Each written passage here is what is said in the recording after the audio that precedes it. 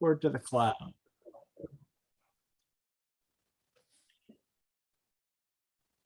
Good afternoon, everyone. It's good to have this opportunity to get together with my brother, Kent Davis, and interview him and have him share his story and all that God's been doing in his life. And I hope that this is something that you'll watch and be blessed by as we hear from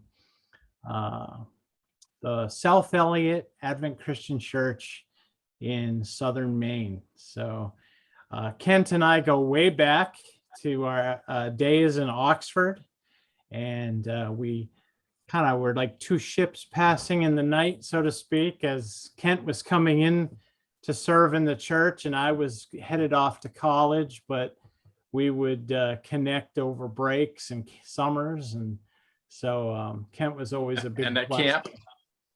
Yeah, camp. That's right. So let's start by, I just like to have you maybe tell us a little bit about your personal life and family and upbringing in the church and how you came to know Christ. Just a little quick testimony. Absolutely. So I was born and raised in Eliot and South Eliot. Went to Sunday school at the South Eliot Advent Christian Church, and Wednesday nights, Sunday mornings, Sunday nights, was involved in the youth group there, and became the president of the youth group back in the early 80s. My grandmother played the piano at the church, so I've got fond memories of sitting next to her in the back of the church. Actually, I'm not sure why she went to the back pew after she played up front, but I remember sitting with her in the back pew there. So each Sunday now, when I go to church and preach from the pulpit, I think of my grandmother sitting back there with me growing up. I accepted the Lord after a Sunday school children's program. Betty Tuttle was my Sunday school teacher, and I remember her talking about the Lord and asking the Lord into her heart. And after that morning service and Children's Day, I came home and asked my dad, said, how do I ask Jesus into my heart? I want what Miss Betty Tuttle has. And so that was in 1976. Not long after that, I was baptized at Alton Bay Christian Conference Center by Ray Bowden and Warren Connery. Warren didn't have his credentials yet, but he was the pastor at the time. So we went into the waters of baptism in Back Bay. So I'm very fond of Back Bay and the ministry of Alton Bay Christian Conference Center. My wife and I actually worked there as a team. And I also worked there before I met Deanna, running retreats and running the youth program on the grounds. So the Lord called me. I thought he called me to building construction. So I worked in building construction trades. I went to Southern Maine Vocational Technical Institute in South Portland. Was planning on being a carpenter. Worked a few years in the field, and I felt the Lord calling me to go back to college for Bible. So I went to Eastern Nazarene College and then on to Gordon Conwell Theological Seminary. And during those years, I did ministry, both at the South Eliot Advent Christian Church youth program, and as Greg mentioned, up at Oxford, Maine, our Oxford, Maine church with Tim Fox and Pastor Frank Jewett. And so when I was there part-time as the youth pastor, Dr. Dean actually asked me if I had thought about theological training. And so he was the chair of the Berkshire Christian College chair at Gordon Conwell. And so I started taking some classes with him, and that was real instrumental in understanding my call. And so again, after I finished, or while I was finishing seminary, Dee and I worked at Alton Bay in 1999 with Dave Northrup and Pastor Bob Hett, Tim Goodwin, and Dave Snell. Was awesome. Great times then there. And we got the word that my dad had a heart attack in September, and he passed away a few weeks later. And I returned to South Eliot to run the family business, the oil business, oil and propane business. And that was in, like I said, 1999. And I worked that business, and then the company that purchased our company, P. Gagnon and Son, worked for Mark and the team there until this last November, and really felt the Lord was calling me back into full-time ministry. So accepted the call at Eliot, and here we are about 3 weeks later, back in my home church, working for the Lord in ministry. Wow, that's great. What a story, and variety of experiences. And right. You even mentioned being president of your youth group. That's kind of a foreign concept today. But what a great start in leadership and ministry. It was really Warren Connery that tapped me on the shoulder, and James Falkingham, Roger Brown, those pastors that served at the Eliot Church really tapped me on the shoulder to say, hey, have you thought about being a camp counselor? Have you thought about leading worship? Have you thought about helping run the youth program? And those folks have just been so instrumental in my life, and given me direction, mentorship. So I thank the Lord for the Advent Christian Church for sure, and especially those men that just played such an instrumental part in my life. Oh, that's great. So you mentioned Alton Bay. What other camp ministries have you attended and been a part of? So Camp Washington, Maine, of course, has been close to my heart. When I was at Eastern Nazarene College, I would use the summertime to go to Camp Washington and counsel. And then Mechanic Falls, of course. We actually have done a few weeks of camp at Camp Green in Rhode Island. And we did some leadership training weeks at Lakeside and Alton Bay up at Camp Adventure.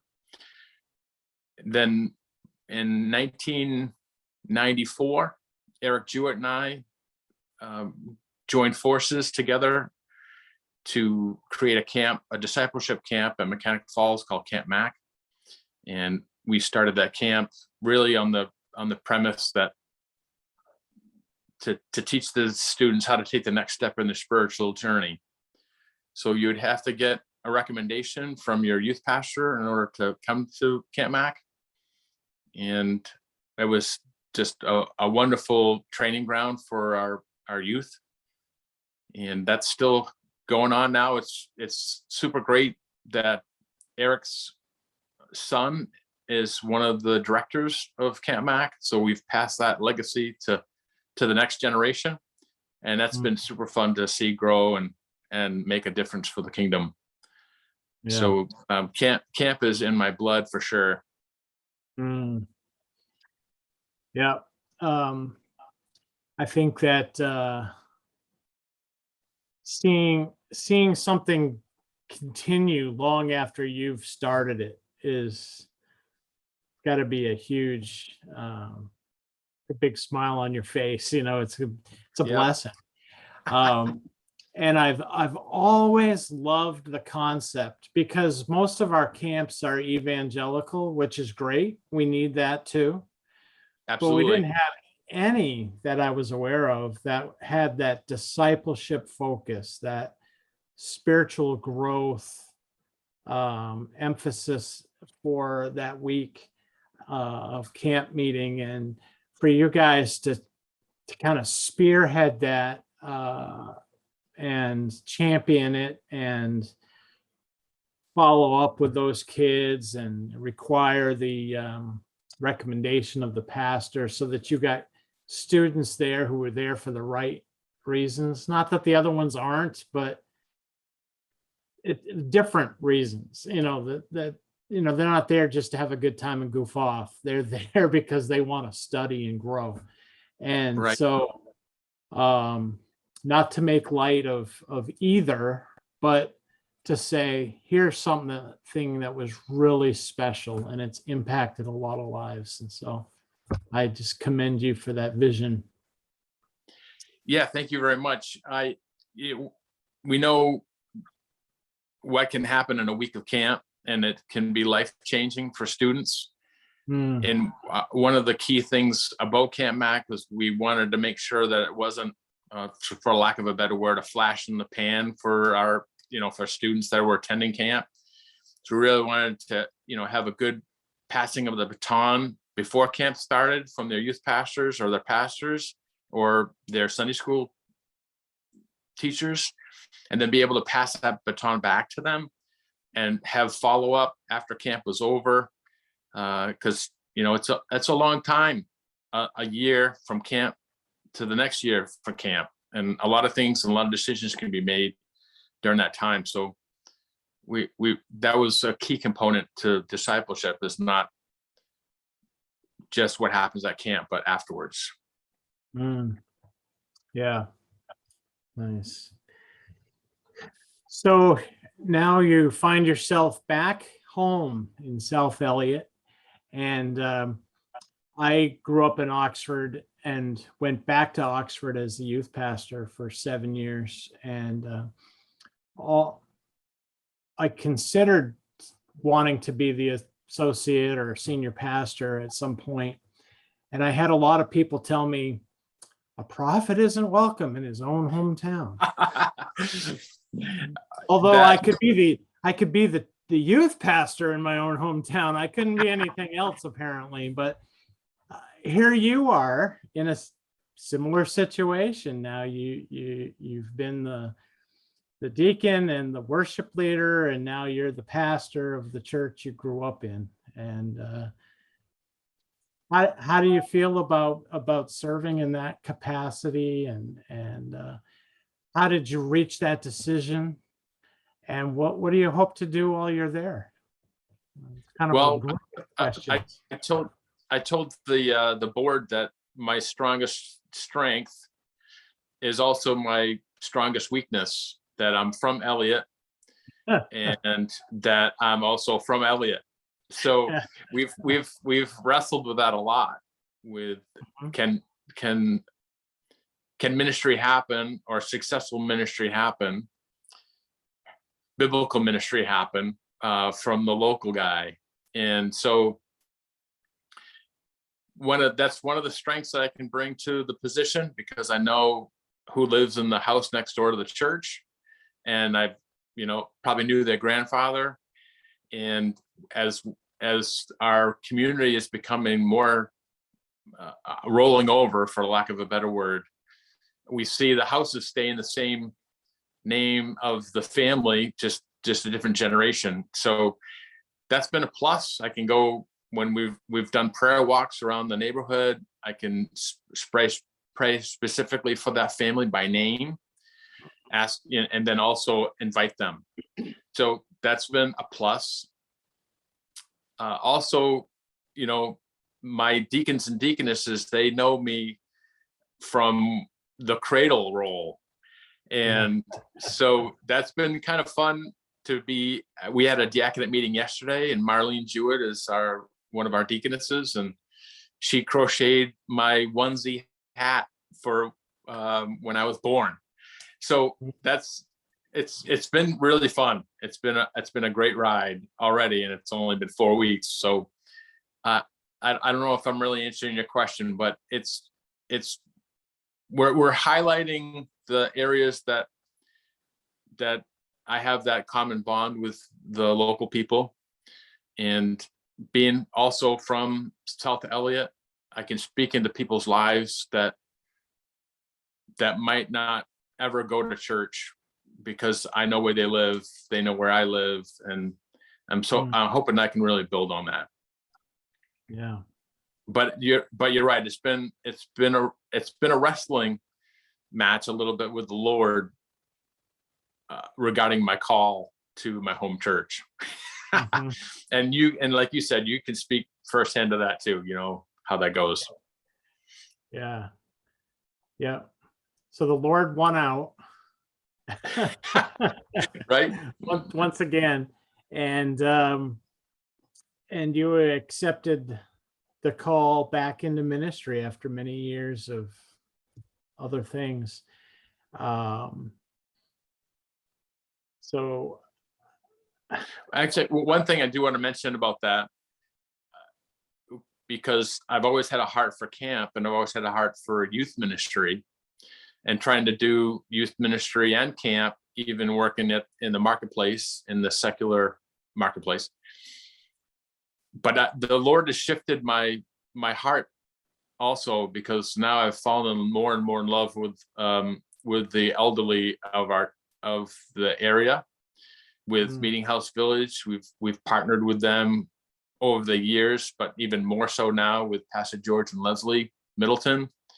And we had a concert of prayer for them this last week at the church, in the sanctuary, at the altar. 14 hours of continuing prayer for them. And that's been super fun, that the Lord has really bent my heart for the older folks that are in their golden years or silver years. And that's been really, really fun. That it's like it's rekindled my heartbeat for the youth. Now I have a heartbeat for the older folks, and working with Larry Knowles at Meeting House Village, and the folks at Vernon Home. So that's been super fun too. I did want to mention that. That's great. Some of the names that you mentioned in your story about South Eliot, I knew, and some I didn't. And so that seems like that church has had a rich history, probably some ups and downs, numbers wise. But anything that you could kind of tell us about the history of the church that folks that don't know South Eliot all that well might appreciate hearing? Absolutely.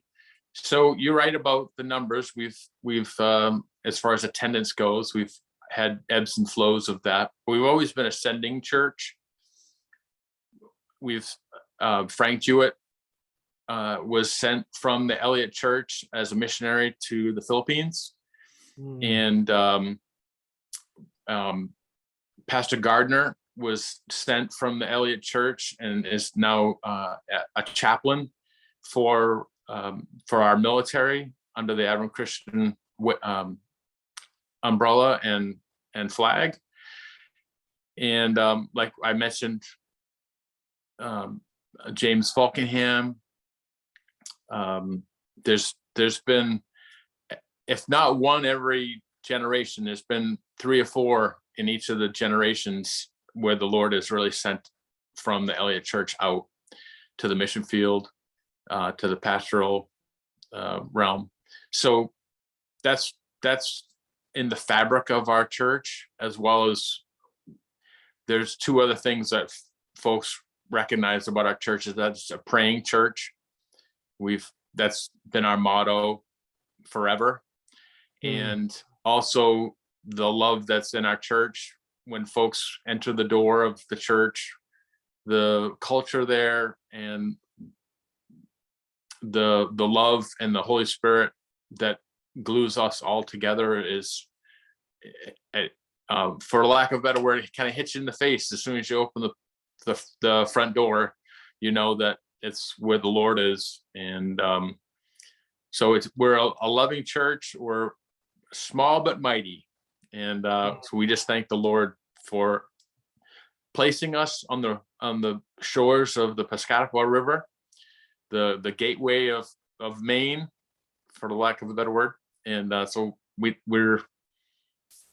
I know the Lord has strategically placed us and just at the right place. And unfortunately, we've had 3 or 4 churches in Eliot that have closed. The Nazarene Church is closed, and we've had the Methodist Church move from next door to our church to Route 236.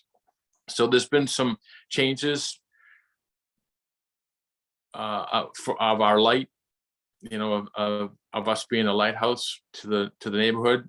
And so a few of the churches, like I said, have closed. And so we're hoping that we can be ever so brightly. And some of those folks have joined ranks with us, which we've really appreciated.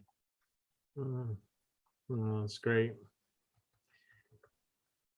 So you're currently serving as is it vice president or something? You have a position on the Maine State Conference Board, if I'm correct. No, actually, I served out that term. Oh, did you? Okay.